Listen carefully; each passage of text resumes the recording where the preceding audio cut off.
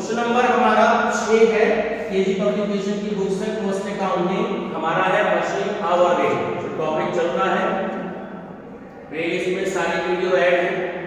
तो left hand side में base period mention करना होता है, राइट हैंड साइड में वर्किंग आवर्स मेंशन करना होता है। जब हमने क्वेश्चन की स्टडी करी तो हमें बेस पीरियड मिला 1 ईयर, राइट, और वर्किंग आवर्स देखो थर्ड नंबर पे मेंशन है 4000 आवर्स।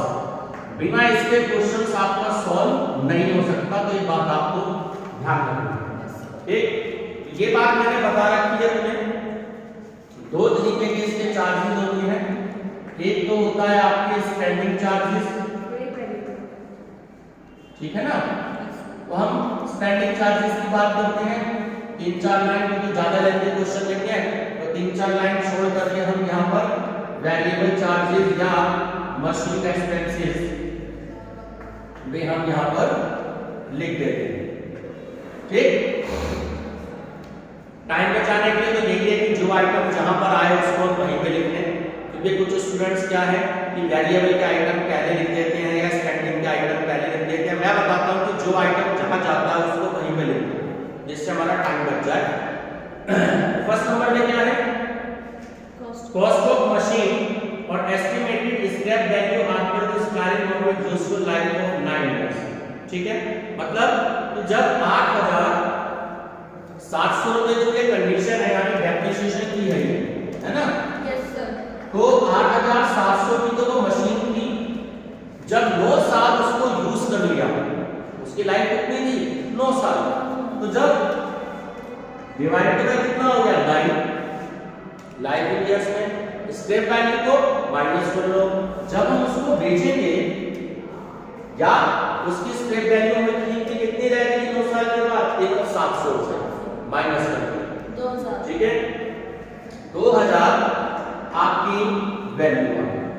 अब वो मशीन चल कितने आवर्स रही है 4000, इससे आप डिवाइड कर दीजिए। तो 4 5 are 20 यानी 0.5 आपकी वैल्यू है। यहां तक की बात बताओ, बिल्कुल क्लियर है। चलिए नेक्स्ट है power consume by machine 5 units per our और रेट ऑफ पावर है 8 पैसे पर यूनिट। ये तो कर सकते हैं, बिल्कुल सिंपल है। तो हमने क्या किया कि 5 यूनिट आपको दे रखा है और 8 पैसे रखे हैं, ठीक है।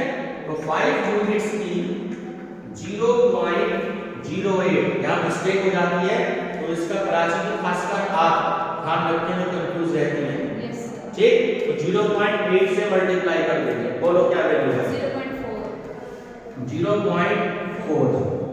ये बात क्लियर हो गई। तो पावर से हमने मल्टीप्लाई किया। चलिए नेक्स्ट पढ़ते हैं क्या है। नेक्स्ट है एनुअल फैक्ट्री ओवरहेड। ये जो एनुअल फैक्ट्री ओवरहेड है ना, इसके बारे में एक आपको नीचे एडजस्टमेंट दी है कि 4/16 of annual overhead to this machine, यानी कि ये जो फैक्ट्री ओवरहेड्स हैं आपके वो स्टैंडिंग में आते हैं, ये बात आपको याद रखनी है। तो फैक्ट्री जो ओवरहेड्स हैं, जो अमाउंट दिया है आपको 9120, ये तो टोटल दे रखा है, ठीक है। लेकिन इस मशीन से रिलेटेड कितना है 1/6, तो आप डिवाइड कर देंगे 1520। आगे क्वेश्चन में कुछ नहीं दिए, तो आपने क्या किया, आपने इसका टोटल किया 1520। आपने यहां लिखा टोटल स्पेंडिंग चार्जेस और नीचे स्टैंडिंग चार्जेस पर आवर, ठीक। तो 1520 को 4000 आवर्स से आपने डिवाइड कर दिया है 0.38, ठीक। अब टोटल कर लो। बुक में देखो आंसर हमारा दिया है 1.28। चेक करो क्या आंसर आता है हमारा।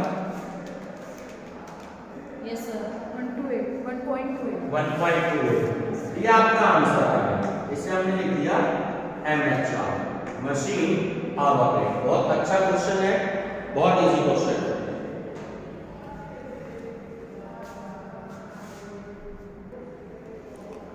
क्वेश्चन नंबर 7 है हमारा MHR। चलिए अब जरा ध्यान से देखिए।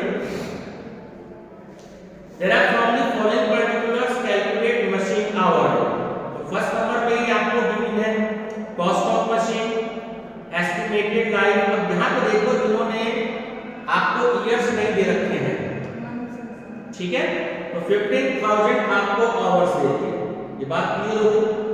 तो ये बात ध्यान रखना, जब आप डेप्रिसिएशन की वैल्यू कैलकुलेट करोगे तो इस 15,000 आवर्स से ही करेंगे, ठीक है। वो होल लाइफ के लिए दे दिए इन्होंने। बात क्लियर हो गई। तो सबसे पहले हम वेरिएबल जो हमारे चार्जेस हैं हम इसी को कैलकुलेट कर लेते हैं और इधर हमारी हेडिंग आ जाती है स्टैंडिंग चार्जेस। तो डेप्रिसिएशन हम कैलकुलेट करेंगे नंबर फर्स्ट पर। कॉस्ट ऑफ मशीन देखो कितने गिवन है, 20,000 गिवन है और जो स्क्रैप वैल्यू है वो 500 गिवन है। तो cost of machine minus scrap value divided by total working hours जो दिया 15,000 दे रखा है। बताओ सर 1.3, ठीक है।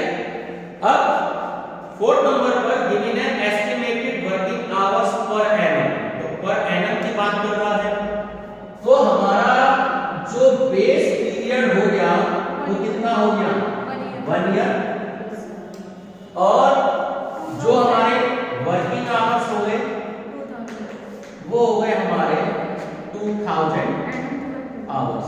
ये वाली बात क्लियर है। चलिए ये भी क्लियर हो गई बात। अब क्या कह रहा है, amount taken as a loan at 10% to purchase machine, the rest is provided by the firm itself। मतलब कि ये जो 14,000 का अमाउंट है ये आपका इंटरेस्ट और लोन हो गया कि उसने जो इंटरेस्ट लिया वो क्वेश्चन में आपको 10% दे रहा है, ठीक है, और 14,000 का अमाउंट दे रहा है। जब हम लोन लेते हैं और मान लीजिए मंथली अगर लोन दे रहे हैं तो एक तरीके से वो फिक्स हो गया कि हमें उसके इंटरेस्ट की पेमेंट जो है वो देनी ही देनी है, चाहे आप कहीं से भी दें। तो स्टैंडिंग में आते हैं, इस बात का आप याद रखना। बिल्कुल बच्चे कंफ्यूज हो जाते हैं, वो बच्चे इसको वेरिएबल में रख देते हैं जो कि गलत है, ठीक। तो क्या होगी वो वैल्यू इंटरेस्ट ऑन लोन की, ध्यान रखिएगा। तुमने बैंक से मान लो 10 लाख रुपए लिए और कहा कि मैं हर महीने आपको 15,000 या 20,000 या 25,000 का लोन दूंगी बैंक को हर महीने, तो आप कैसे ही दो, चाहे आपकी इनकम हो रही हो चाहे आपकी इनकम ना हो रही हो। तो स्टैंडिंग के हो गए। तो इंटरेस्ट ऑन लोन 14,000 का 10%, ठीक। तो 1,400। तो बात क्लियर हो गई, ध्यान रखिएगा, यहाँ पे मिस्टेक हो जाती है। चलिए आगे है आपका power 20 units per hour at 27 paise per unit. तो बिल्कुल सीधी सी बात है, वेरिएबल में आ जाओ। पावर 20 यूनिट्स की 0.27 से मल्टीप्लाई करें सर 5.4 है 5.4 5.40, ठीक है। नेक्स्ट है cost of repairs and maintenance per hour 1,500, ठीक है। देखो अंडरलाइन कर लेना, इसको बॉक्स में बंद कर लेना। आपसे पीए बोला है यानी कि पर एनम, ठीक, और अमाउंट दे रहा है आपको 1,500, ठीक। ध्यान रखिएगा रिपेयर्स की वैल्यू जब आप कैलकुलेट करेंगे तो 1,500 को आप 2,000 से डिवाइड कर देंगे। पर एनम बोला है, 15,000 से डिवाइड नहीं करेंगे, अच्छा बोलना है, ठीक है। ध्यान रखना 0.75 0.75।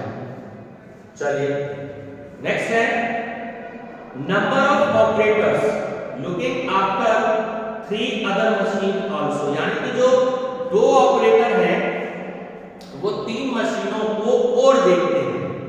ये बात क्लियर हो गई। तो अब मशीन की बात आ गई आपसे, ये बात आप याद रखना। अब इसका अमाउंट आपको गिवन है, देखो वेजेस पर मंथ पर ऑपरेटर पर मंथ दे रहा है। यहाँ गलती हो जाती है, थोड़ा सा ध्यान रखेंगे। पहले तो कैसे, ये जो ऑपरेटर होते हैं ऑपरेटर वेजेस, तो सबसे पहले तो ये देखो कि अमाउंट कितना है, 150 है। ये बात समझ में आ गई। अब कितने ऑपरेटर हैं, 2 ऑपरेटर हैं। पर मंथ का अमाउंट दिया है, हमने बेस पीरियड कितना माना है, 1 ईयर माना है। तो आप उसको 12 से तो मल्टीप्लाई कर दोगे। ये बात क्लियर हो गई। अब अगर ये लाइन नहीं दी होती कि वो 3 दूसरी मशीनों को देखते हैं तो कोई प्रॉब्लम नहीं थी, हमने सीधा मल्टीप्लाई करके लिख देना था। लेकिन एक मशीन तो ये हो गई जिसका हम MHR कैलकुलेट कर रहे हैं, और 3 मशीनें और हो गई, तो टोटल हो गई 4 मशीनें। ध्यान रखना, यहाँ गलती होती है, 4 से आप डिवाइड करेंगे तभी एक मशीन की वैल्यू कैलकुलेट होगी। तो कैसे? अरे एक मशीन का MHR हम कैलकुलेट करना, ब्रैकेट में दिया नहीं है? यस सर, दिया है, ये ऊपर ब्रैकेट में गिवन नहीं है। Looking after 3 other machine also, 3 मशीनों को और देखते हैं, तो टोटल कितनी मशीन हो गई, 4। बताओ क्या वैल्यू आई सर? 900। यहां मिस्टेक हो जाती है, ठीक है।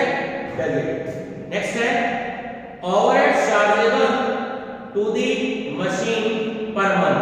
अब यहां भी अंडरलाइन कर लो, ये भी आपको पर मंथ दे रहा है 200 में, ठीक है। तो आप इसकी 12 से मल्टीप्लाई कर लीजिए। ओवरहेड्स 200 into 12, ये हो गया 2400। लास्ट अमाउंट है insurance premium per annum 1% of the cost of machine. जितनी आपकी मशीन की कॉस्ट थी, कितनी थी, 20,000। अब इसमें समझ लीजिए ध्यान से, इंश्योरेंस प्रीमियम, कुछ बच्चे क्या करते हैं कि 20,000 में से 500 रुपए माइनस करके तब उसको करते हैं, वो गलत है। कॉस्ट ऑफ मशीन इतनी ही है। अगर मान लो इस क्वेश्चन में स्टेप वैल्यू गिवन नहीं होती तब भी तो 20,000 भी लगाते। जो इंश्योरेंस प्रीमियम होता है वो हमेशा ओरिजिनल कॉस्ट पर होगा मशीन की, उसका स्टेप वैल्यू से कोई भी मतलब नहीं होता। तो आप 20,000 का 1% कैलकुलेट करेंगे, जो 2,000 का सर 200 है, ठीक है। चलिए अब टोटल कर दीजिए इसका। सर 4900।